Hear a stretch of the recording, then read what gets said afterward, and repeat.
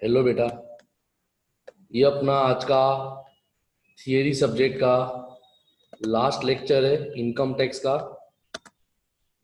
In short unit 1 का जितना भी थियरी पोर्शन है वो ऑलरेडी मैं कवर कर चुका हूँ। यूनिट 1 का थियरी पोर्शन जो भी है मैं अपलोड कर चुका हूँ, पढ़ा चुका हूँ। आपको ऑलरेडी पहले ही बता दिया इनकम टैक्स क्या है। इनकम टैक्स में पहला टॉपिक चैप्टर नंबर 1 हमने देखा डेफिनेशंस क्या है, तो उसमें हमने असेसी की डेफिनेशन देखी, प्रीवियस ईयर की डेफिनेशन देखी, असेसमेंट ईयर की असेसमेंट ईयर की डेफिनेशन देखी, उसके बाद पर्सन की डेफिनेशन देखी। चैप्टर नंबर 1 ओवर हुआ। चैप्टर नंबर 2 था रेसिडेंशियल स्टेटस। इंसान का residential status income tax department में कैसे डिटरमाइन किया जाता है, तो उसमें हमने पढ़ा इंडिविजुअल का रेसिडेंशियल स्टेटस कैसा चेक करना है, HUF, form, company, association of person का कैसे चेक करना है। क्लियर। उसके बाद तुम्हारा लास्ट टॉपिक आता है income exempted from tax. Income exempted from tax, ये तुम्हारा लास्ट टॉपिक है। क्लियर, ये तुम्हारा लास्ट टॉपिक है। What are the income exempted from tax, यानी यूनिट 1 में थियरी पोर्शन में इतना ही है। हाँ, प्रैक्टिकल के अंदर सम्स है, रेसिडेंशियल स्टेटस के सम्स है और इंसिडेंस ऑफ टैक्स के सम है। उसका हम बहुत जल्दी अपने उसका भी कुछ ना कुछ प्रोविजन कर लेंगे। अब income exempted from tax, sorry थोड़ी स्पेलिंग मिस्टेक हो चुकी है, कोई दिक्कत नहीं।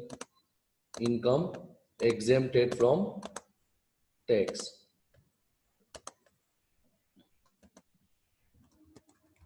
Income, just wait for 2 minutes. Okay, chapter पे स्टार्ट करेंगे। इनकम एग्जेम्प्टेड फ्रॉम टैक्स, जो इनकम टैक्स के अंदर सेक्शन 10 के अंदर है, यानी कौन सी इनकम आपकी ऐसी है जिसके ऊपर आपको टैक्स पे करना नहीं है, जिस पे आपको टैक्स पे करना नहीं है। तो सबसे पहले मैं बता दूं तो इनकम एग्जेम्प्टेड का मतलब क्या होता है। तो जनरली आप जितना भी इनकम करते हो उसके ऊपर आपको टैक्स आता है। But government of India has passed certain rules and regulation regarding exemption. Exemption means राहत, यानी कौन सी इनकम ऐसी है अगर आप कमाते हो तो उसको आपको डायरेक्ट टैक्स के अंदर इनकम के अंदर इंक्लूड नहीं करना है, उतनी इनकम आपकी एग्जेम्प्टेड हो जाएगी। आज के टॉपिक में मैं आपको सिर्फ पॉइंट ही समझाऊंगा, एक्सप्लेनेशन दे दूंगा, इसका मटेरियल आपको बहुत जल्द अवेलेबल हो जाएगा। तो सबसे पहली इनकम आती है वो है एग्रीकल्चर इनकम। तो एग्रीकल्चर इनकम क्या है, तो मैं सेक्शन लिखता हूँ, अगेन बोल रहा हूँ, अगर आपको सेक्शन याद नहीं होते तो लर्न नहीं करना है, सेक्शन लर्न नहीं करना है। Section 10 sub section 1, section 10 sub section 1। Clear, उसके अंदर तुमको बताया एग्रीकल्चर इनकम, अगर सेक्शन गलत लिखोगे मार्क्स कट जाएंगे। तो एग्जाम में ये भी रिपीटेड क्वेश्चन है। इसके क्वेश्चन कैसे आते हैं, list out any 6 income exempted from tax. तो लिस्ट आउट बोला है तो खाली मेन पॉइंट ही लिखना है। लिस्ट आउट एनी 8 इनकम, तो 8 इनकम लिखना है, 8 से ज्यादा कभी पूछ नहीं सकते एग्जामिनेशन में। हद करो तो 6, 5, 6। कितनी बार क्वेश्चन शॉर्ट नोट में आता है, explain income exempted from tax, 7 marks, 5 marks. तो वहां पे आपको हेडिंग के साथ साथ उसका थोड़ा एक्सप्लेनेशन भी देना है। तो पहली आपकी एग्रीकल्चर इनकम, तो क्या बताया है, agriculture income is exempted from tax, यानी कोई भी एग्रीकल्चर की इनकम होगी तो उसके ऊपर आपको कोई जात का टैक्स पे करने की जरूरत नहीं है, वो तुम्हारी पूरी की पूरी क्या होती है, एग्जेम्प्टेड होती है। क्लियर, जैसे क्या क्या बताया, तो मैं पढ़ता हूँ एक्सप्रेशन, एनी रेंट और revenue received from land which is situated in India and used for agriculture purpose। समझ में आया, जमीन होनी चाहिए, वो जमीन पे से इनकम होनी चाहिए, वो जमीन इंडिया की होनी चाहिए और उस पर खेती बाड़ी होनी चाहिए, यानी agriculture income of Indian is exempted from tax. उसके ऊपर आपको कोई भी जात का टैक्स पे करना नहीं है। क्लियर? क्लियर। पॉइंट नंबर 2 आता है तुम्हारा income of member of HUF। अगर HUF के आप मेंबर हो, HUF तो आपने ऑलरेडी पढ़ा, HUF का मतलब क्या होता था? तो HUF का मतलब होता था तुम्हारा कि भाई जिसमें पूरा के पूरा कारोबार, पूरा के पूरा कामकाज हेड करता कर रहा है। तो क्या बताया? इनकम ऑफ HUF नहीं बोला है, income of member of HUF। जैसे एग्जांपल के तौर पे बात करें कि भाई मैं HUF के हिसाब से गवर्नमेंट को टैक्स बता रहा हूँ, तो मेरे घर में मैं भी इनकम अर्न कर रहा हूँ। मेरे घर में 6 मेंबर है, मेरे फादर को मिला के, माय फादर इज करता हेड ऑफ द फैमिली, तो मेरे फादर को मिला के 6 लोग हैं हम लोग। अब 6 लोगों में से हम 4 लोग कमाते हैं, इसका मतलब क्या हुआ? हम 4 लोगों को हमारी इनकम पे टैक्स पे नहीं करना है। क्यों पे नहीं करना है? क्योंकि हमारे बिहाफ पे हम HUF में है, तो जो कर का हेड होगा, करता होगा, वो गवर्नमेंट को टैक्स पे करेगा।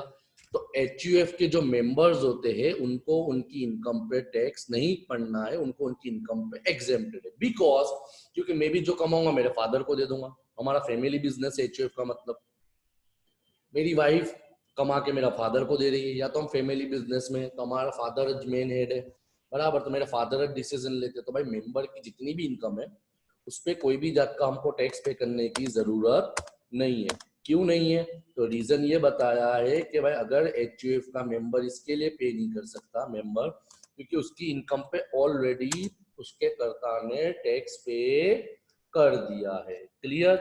तुम्हारा तीसरा पॉइंट आता है share of profit of partner in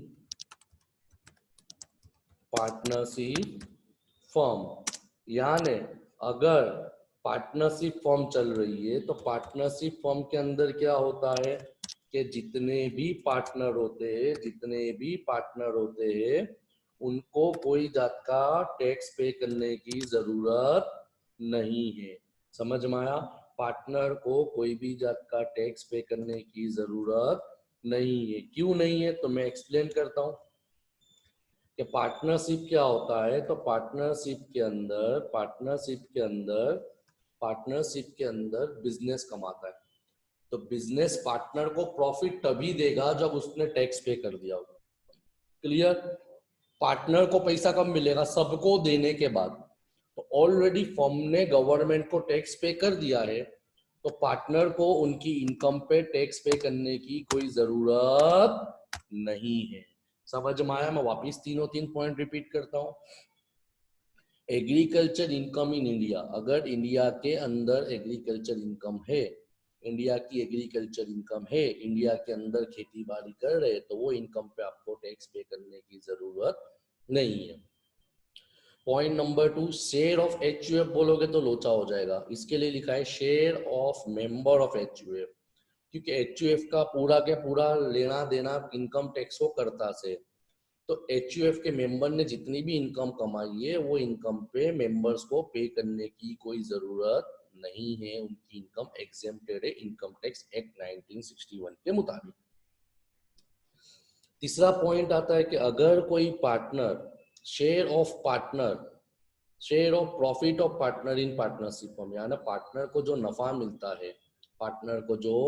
नफा मिलता है उसके ऊपर पार्टनर को कोई टैक्स पे करने की जरूरत नहीं है, because already partnership firm partner के बिहाफ पे टैक्स पे कर चुकी है। क्लियर? समझ में आए तीनों तीन पॉइंट?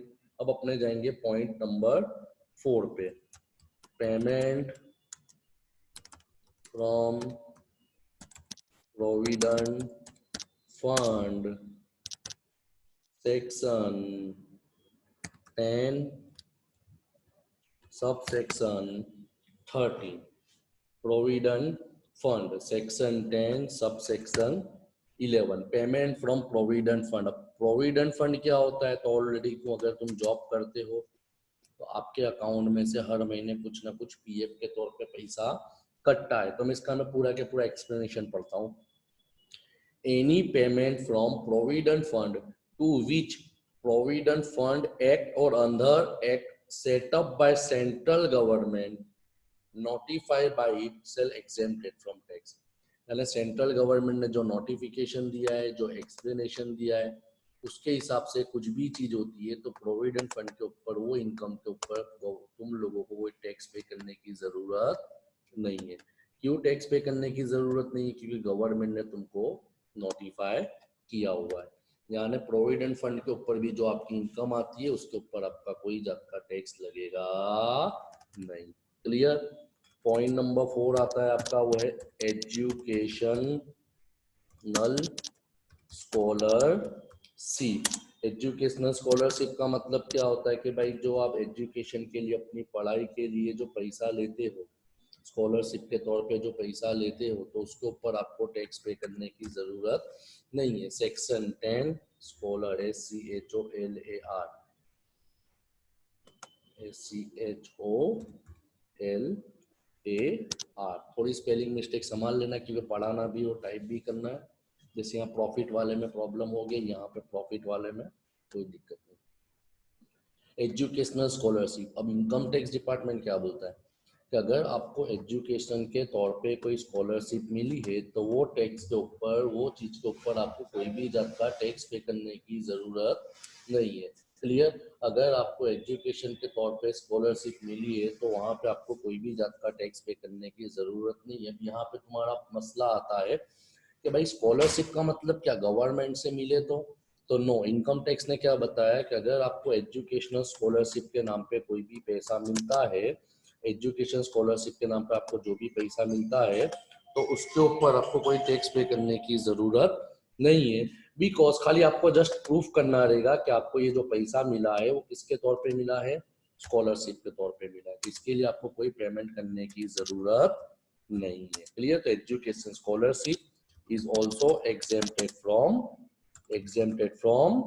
tax। ओके, नेक्स्ट आता है daily allowance of member of parliament. Member of parliament का मतलब क्या होता है? जिसको अपने MP बोलते हैं, सांसद सभ्य, तो उनकी भी जो इनकम होती है उसके ऊपर उनको कोई जात का टैक्स पे करने की जरूरत नहीं है। मगर यहाँ शब्दों पे ध्यान देना, उनकी इनकम नहीं बोली मैंने, बोला daily allowance of member of parliament. अगर कोई पार्लियामेंट का मेंबर है, जैसे अपने बड़ौदा के अंदर है रंजन बेन भट्ट, MP है, बराबर इंडिया लेवल का जो MP होता है, नरेंद्र मोदी जी MP है, minister, president, sorry prime minister तो है मगर वो MP है, बराबर। फिजिकल हमारा अमित शाह जी है, बराबर हमारे राहुल जी है, हमारी सोनिया मैडम है, ये सब इलेक्शन जीते हुए मेंबर ऑफ पार्लियामेंट है।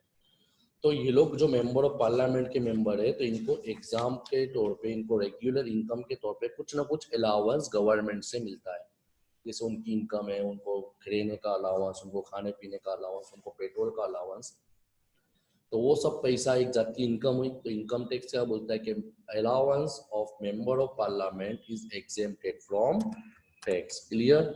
समझ में आया? ये तुम्हारा पॉइंट नंबर 6 था। अब तुम्हारा नेक्स्ट पॉइंट आता है वो farmer ruler of Indian state. इसका मतलब क्या होता है कि फॉर्मर रूलर का मतलब क्या होता है, तुमको समझने में थोड़ा तकलीफ पड़ेगी। तो सिंपल लैंग्वेज में फॉर्मर रूलर का मतलब राजा लोग, जो लोग ऑलरेडी इंडिया में पहले राज कर चुके। जैसे बेस्ट एग्जांपल के तौर पर अपना बहुत दूर नहीं जाएंगे, बड़ौदा से, तो बड़ौदा की बात करेंगे, गायकवाड़ की बात करते हैं, तो इन्होंने इंडिया पे पहले राज करा हुआ है आजादी के पहले। तो इनकम टैक्स डिपार्टमेंट क्या बोलता है कि फॉर्मर रूरल, जिन्होंने इंडिया के स्टेट पे राज किया हुआ है, उनको पर्टिकुलर एक पैलेस, शब्दों पे ध्यान देना, इतना एक पैलेस, उसके ऊपर जितनी भी उनकी इनकम होगी उसके ऊपर कोई जात का उनको टैक्स पे करना नहीं है। समझ में आया? फॉर्मर रूरल के लिए कंडीशन आ गई कि हाँ उसको टैक्स पे करना है मगर हर इनकम पे करना है, बट उसका एक स्टेट, ओनली वन प्लेस। जैसे एग्जाम्पल के तौर पे बात करें, राजमहल,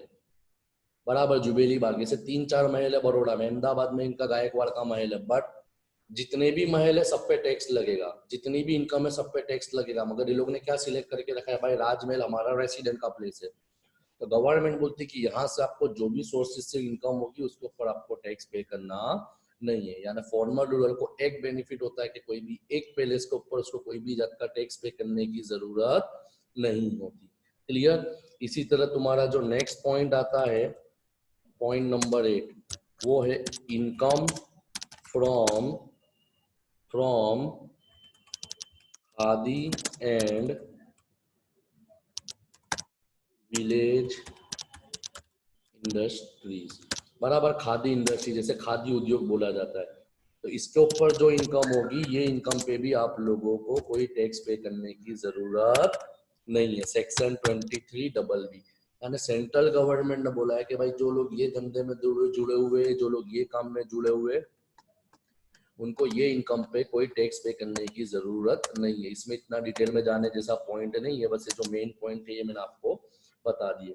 उसके बाद और एक पॉइंट आता है जो सबसे काम का है, जिसको बोला जाता है इनकम इनकम ऑफ माइनर।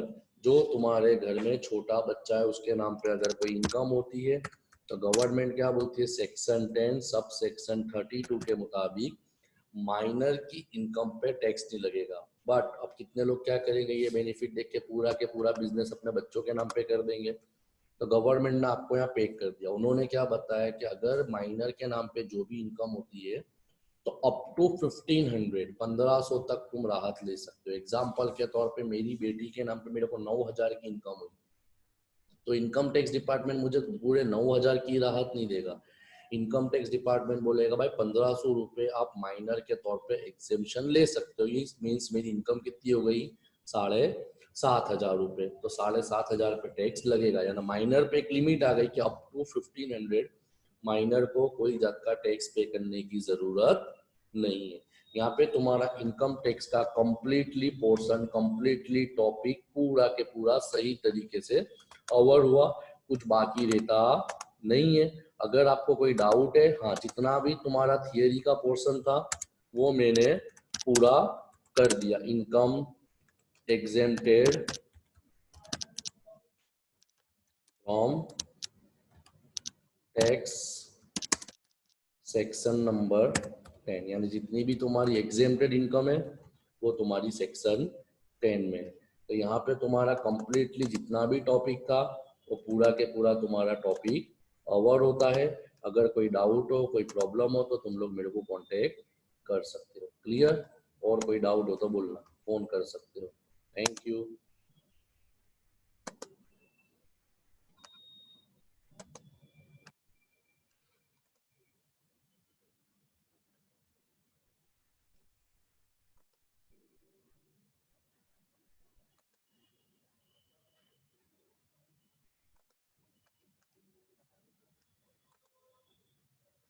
दूसरा लेक्चर दोपहर तक आपको अपलोड हो जाएगा ग्रुप में।